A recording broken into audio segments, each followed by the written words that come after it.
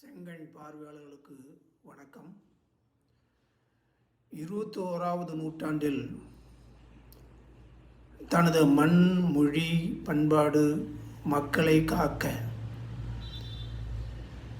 போராடி தியாகி ஆனவர்களில் முதன்மையானவர்கள் இலங்கை மண்ணில் தோன்றிய தமிழரான மேதகு பிரபாகரன் அவர்கள்.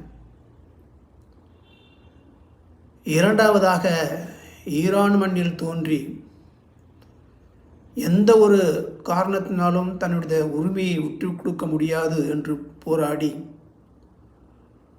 தனது பண்பாட்டை, மண்ணை, பொருளாதாரத்தை இழக்காமல் துணிச்சலாக இருந்து அதற்காக தியாகம் செய்த அயத்துல்லா ஹுமைனி அவர்கள்.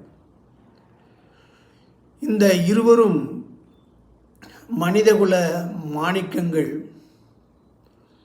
இந்த உலகில் சுழன்று வரும் காற்று இவர்களின் புகழை, அதாவது இவர்களின் தியாகத்தை, அர்ப்பணிப்பை சுமந்து சுழலும்.